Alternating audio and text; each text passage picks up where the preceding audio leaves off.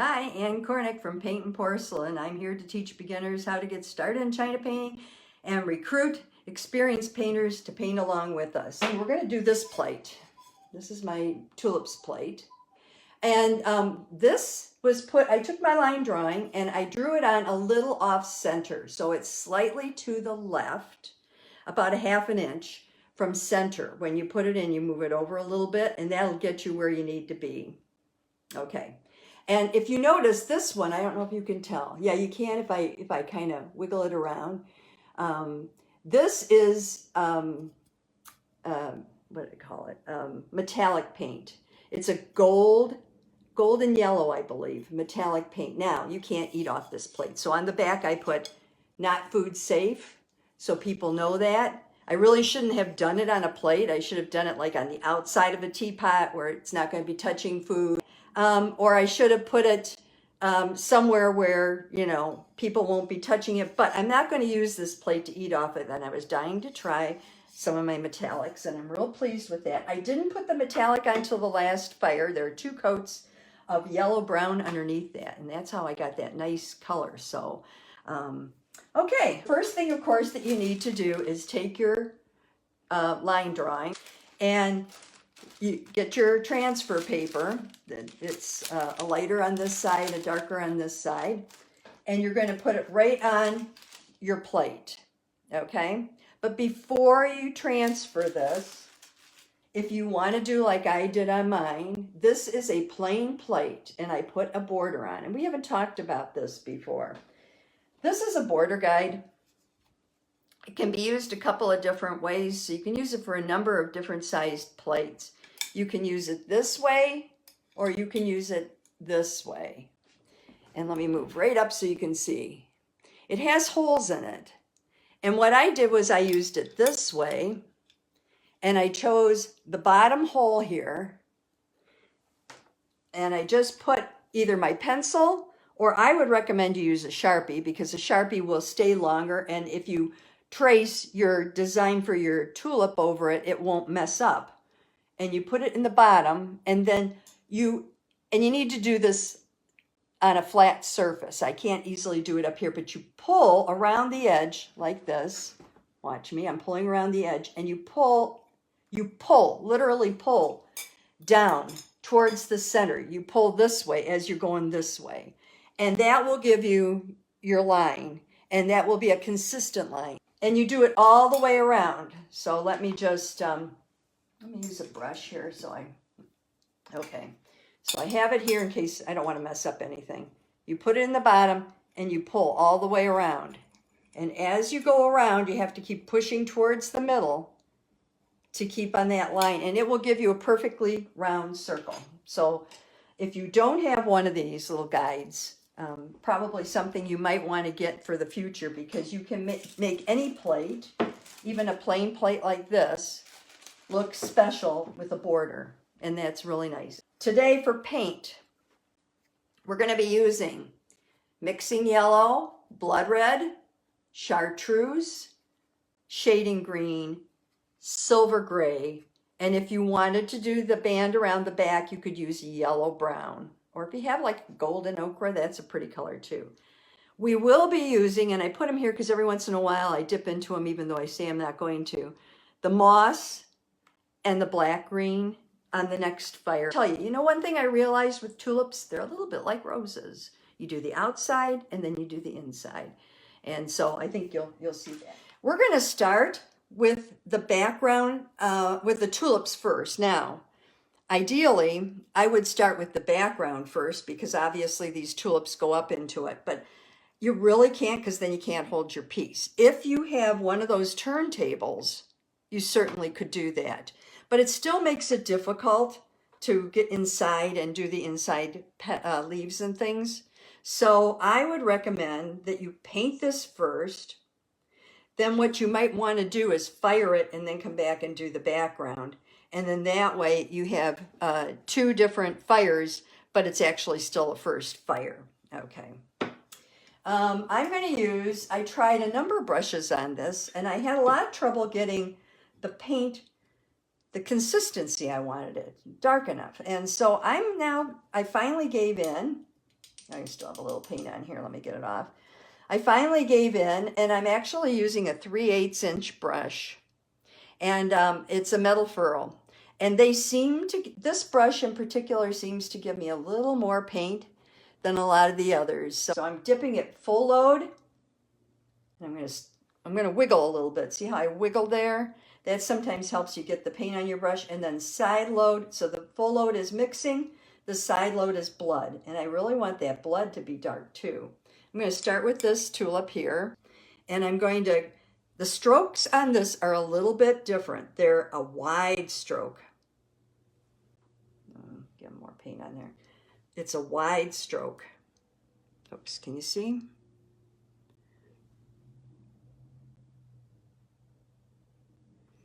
And it's also kind of a sketchy stroke. I'm going to do the bottom part first, where I can. Oops. Then I'm going to flip it over.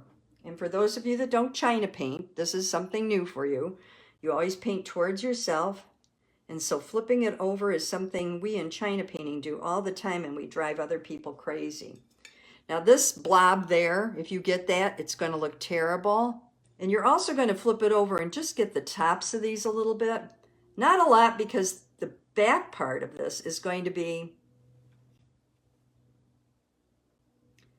okay, is going to be dark.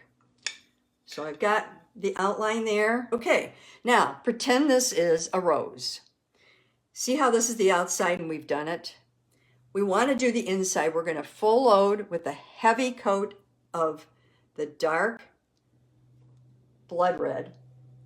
And you're going to put the blood red on the inside here. As if on a rose, you think about it. It's the heart of the rose, the center of the rose. That's kind of what you're doing here. These are the inside of the back petals. And so you want them to be darker than the front, and you're just going to paint them in. And if you think of it as a rose, it's pretty simple. You kind of have, if you use blood red, you kind of have to go in and play with it a little bit, because it tends to glob up and you don't want it to. I'm going to take my Pico-Pay now. This is a Pico-Pay, and it reminds me of the ends that used to be on toothbrushes. And I'm just going to, see what I'm doing here? I'm just going to take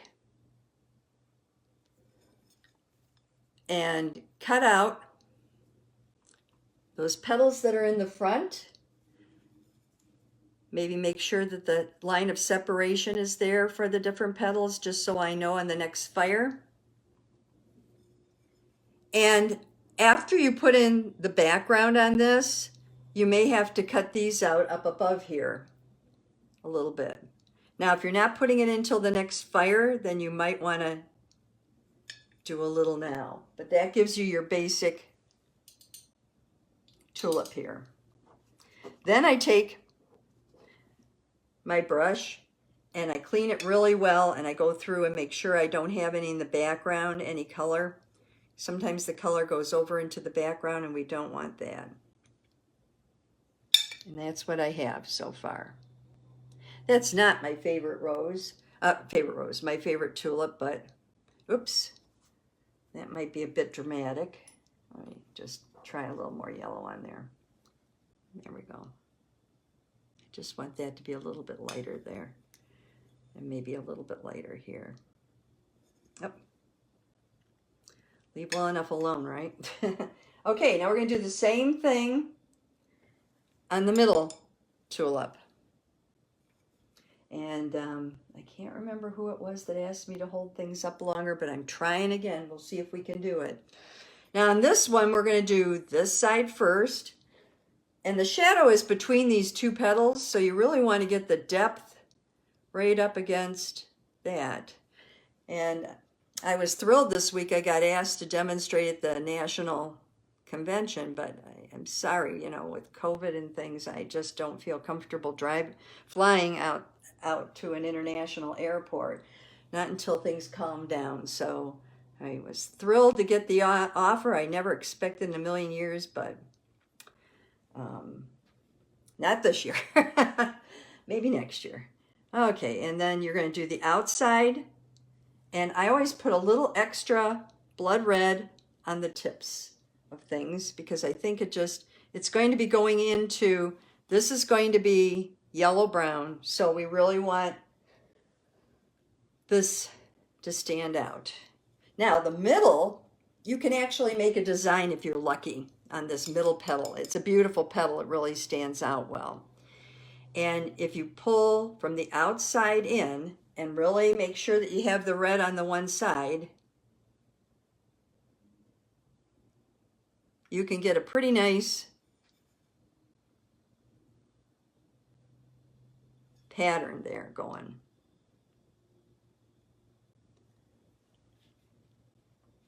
And then you're going to flip it around, come up here. Oh, I can't get that dark to come up enough.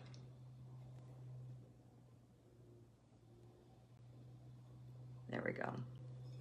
Okay. Bring it down a little. That's the only problem with that dark blood red. It really, really, really, really is, it clumps. Even though I mixed it fresh, it still clumps. And see, I just want to put a little pattern on that leaf. There we go. I might get rid of this here. I don't particularly like that, but there. Okay, again, like a rose, get your dark and get ready to do inside here. See what I'm doing?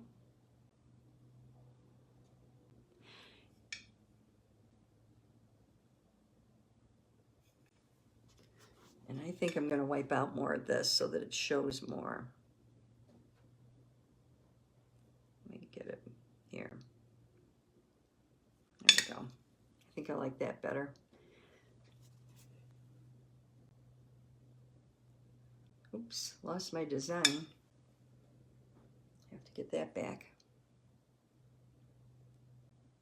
There we go. I can get a little more on the next fire. I'm having a little problem here right now, but okay. So that's my middle rose, middle tulip. And again, take your Paintnporcelain and go back in and define those. So there I have it. And now I'm going to come up here and just define them. Now, I know they stand out like a sore thumb. So I have a little, it's a number 6, and it's a dry brush, and I'm just going to pull it down so it's not quite so. I find if you use a dry brush to, see right here, can you see right there? There's like a line. If you take the dry brush, it doesn't disturb the paint underneath, and it gets rid of the line. And that's kind of what you want. Okay. And then my final rose, final tulip, Jiminy Crickets, I shouldn't have said rose, it's driving me crazy. Okay, is over here, and I'm going to do the same thing. This is more of a bud, and I'm going to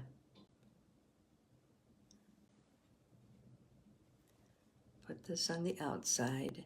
The reason I like these colors, you think, why on earth is she using those colors? Is because for me, these colors work really well. I never have much of a problem pulling them around on the plate. They always give me instant shading, and that's one of the things I like. And you may have other colors that you find work similarly. And so if you do, use those. But for me, this is what works. So I did this side. I'm going to turn it so I can come down this side, keeping the dark on the outside. And I'm trying to use long strokes because this is one of those things that's a little tricky. It's a very long flower, and it's just a little tricky. Oh, don't want that up there.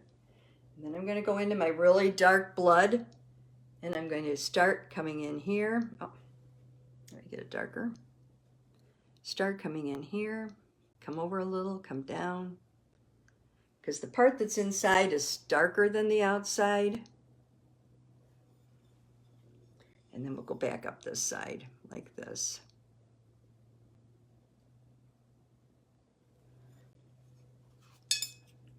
going to have a little yellow right here. Okay.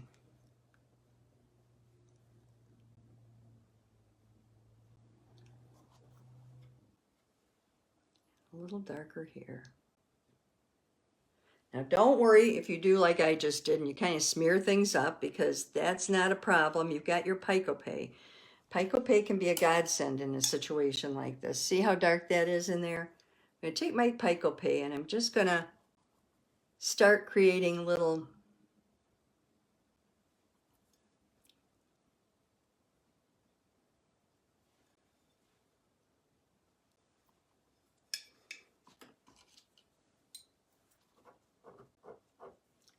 and then I'm going to kind of come down with the drier brush, smooth those out.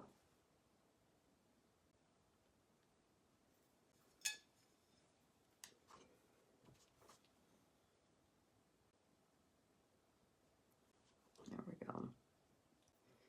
I might want to close this up a little. There we go. And I think I might want to close this side up a little. There. So that's my bud, and it's just opening up. So now I would like to have a little more white on this, and I don't. So you may have to go back after the fact and pull in some white, because some of the white will help. Making it a little lighter will help. Like I said, if you don't get it on this time, you won't get it any other time. There we go. And I want a little white right here, I think.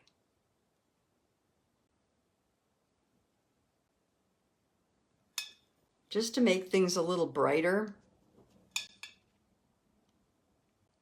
Because I don't want everything to be dark and dull. There. And I want this to be a little brighter up in here. Okay.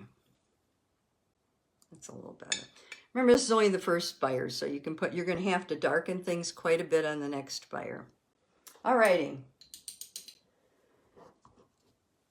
Now, for those of you that want to put your background in on this fire, you would take this is your yellow-brown, and just gently work it.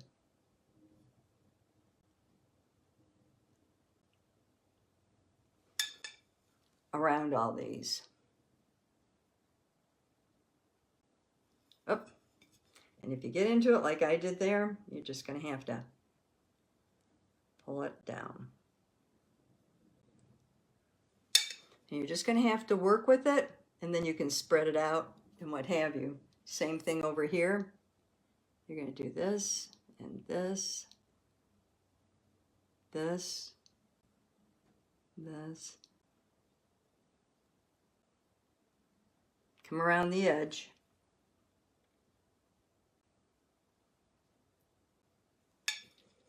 And I probably will switch to my number 10, because I love my number 10.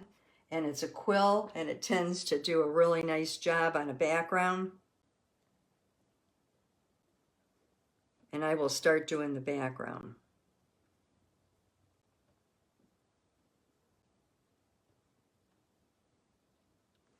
So that's how I would do the background all the way around.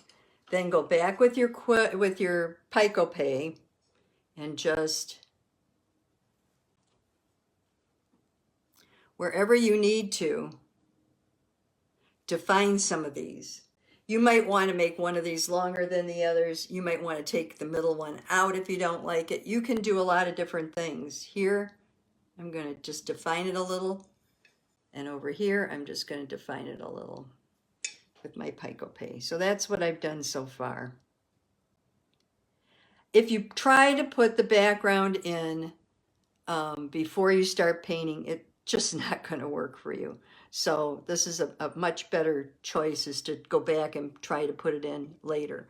And then after you paint the leaves, put it in around the leaves. Now, for my leaves, I found the leaves were the hardest things on the darn tulips because um, I understand the principle of them, but it took me a long time to really get them straight.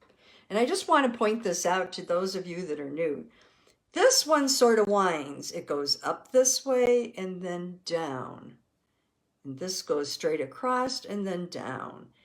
I took pictures of all of my, oops, I'm sorry. I took pictures of all of my leaves out in the garden. Most of my leaves in the garden, I was surprised to find, are roughly around the edge, like this one here.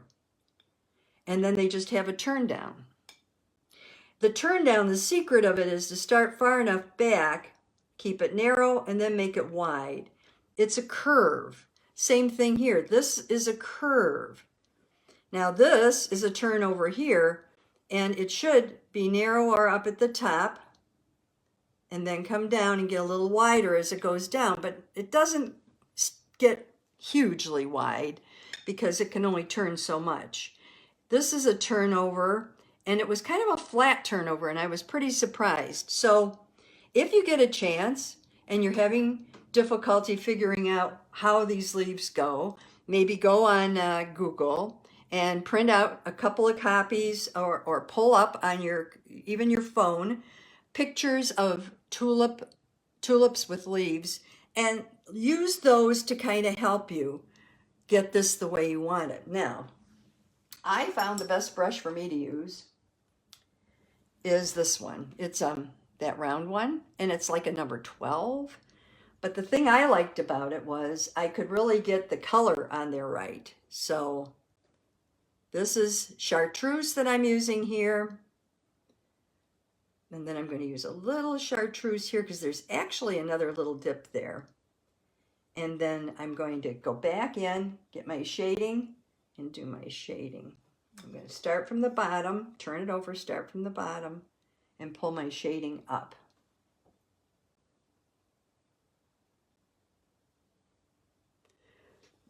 This brush is fighting me today. I think I need a little more oil. Here we go. They're long strokes.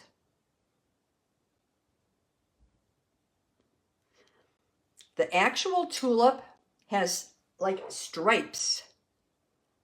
Their veins are like stripes. It took me forever to do these leaves. I could not get these leaves to save my soul. The other brush I'm going to use now, because see, I've gotten that far. Now I still need to do this a little bit up here, and because that big brush will just kill me, I switched over to a number 6 round, and it's a quill, and I'm just going to put it right here. Oops, hang on.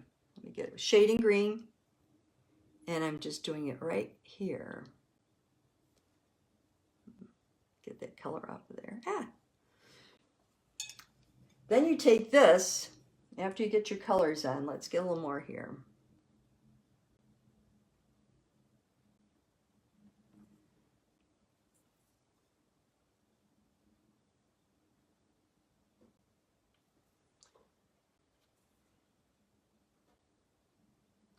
The 12 was almost too big, and the 6 was almost too small. You're going to wipe your colors off real well on your towel, and you're just going to go back in and give it a little oomph.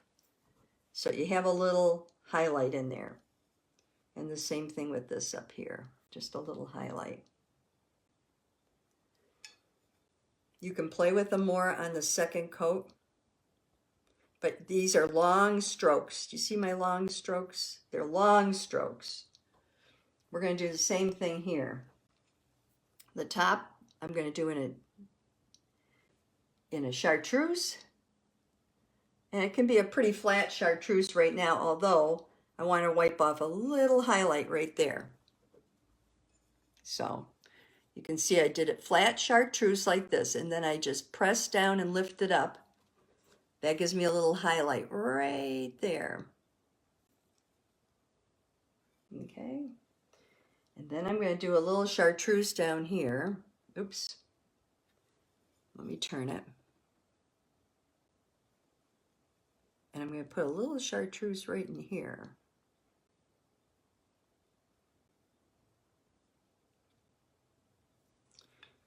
Okay. And then, because it's not just chartreuse, you need to think about where it flips over. This is going to be shaded. This is going to be shaded. The base is going to be shaded because it goes down into the ground. So I'm taking, oops, there.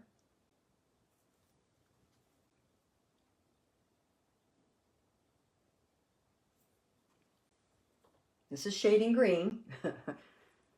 No pun intended, but it just seems like shading green worked the best. And I'm going to put some here. I'm going to come up in here too and get it. There we go. And I'm going to pull it down a little. Long strokes, long strokes. And then I'm going to just come along this side. Because I'm assuming the sun's coming this way and my leaf is bending over a little. And I'm just going to, long strokes.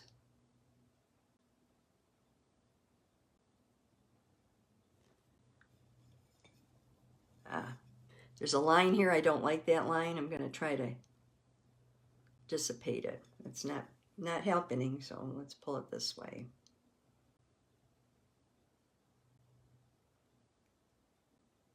Okay, it's a little better. Then up here, we're going to do this one. I'm still using my number 6. For some of these narrower ones, it's just easier.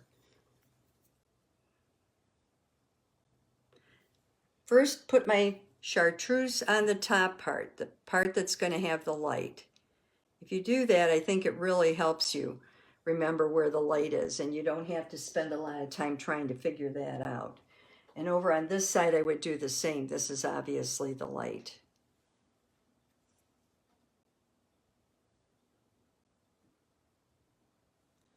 Okay, so you've got the fold over.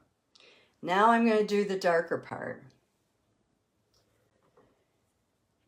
That shading green.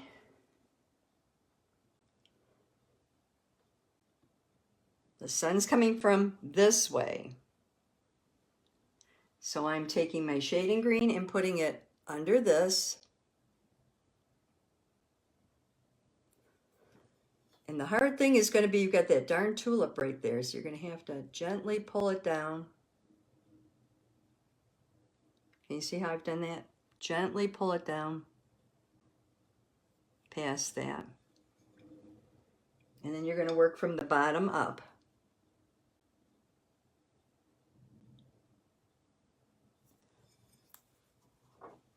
Okay, oops. We're going to need a little more dark here so we know where one ends and the other begins. And then I'm just going to boop, boop, and add a little chartreuse because I want a little bit of the chartreuse in here.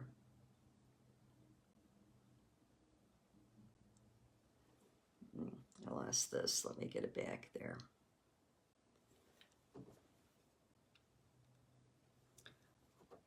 Then you do want a little bit of a highlight probably right here. So just press and, oops, that didn't work. Let's just press and lift. There you go.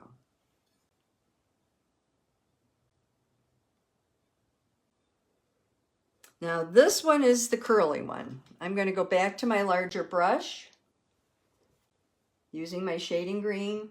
I think I'm going to do a combination of the two. And I'm going to come up this side. Oop, got a little oil in there. Come up this, oops, shading green and chartreuse. Chartreuse full load, side load of shading green. You can see this brush works so much better. It's really because it's wider. I wish I had something that was sort of in between the two, but I don't.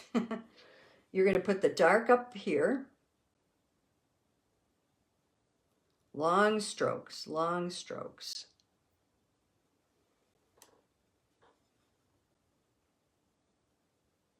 And pull it down. And then you're going to put the dark on this side.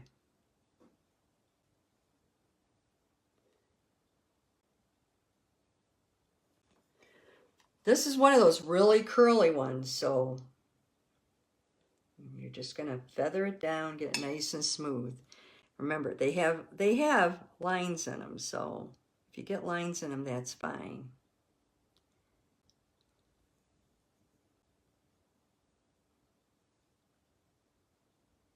Yeah, the bigger brush seems to work the best. Okay, and then the only other thing that I did on this fire, although you can wait and do it on the next fire, there's nothing big about it, is I put in a couple of shadow leaves, kind of in the background, and I did it with the silver gray, side loaded with the silver gray, and I just went and did this.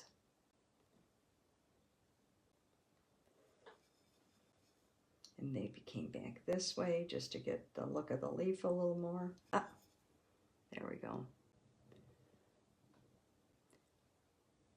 We don't want them too well defined. And then I have one here that I actually drew in, so I remembered it was there.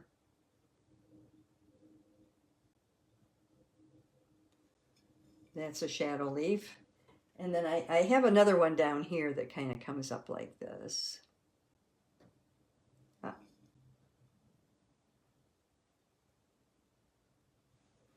And that one I think I'm going to make a little smaller. In fact, I might take them out right now and put them in on the next fire. That's the nice thing about China painting. You don't have to do it. So I've got this shadow leaf and this shadow leaf over here, and I can do this one on the next fire, or I can play with it a little later. It's just a little, let me see if I can get it. Oh, there we go. I think my brush is too big. There we go. But anyway, it's there. I'll play with it. The other thing you want to do is you want to put in your stems, because you won't remember where they were on the next time.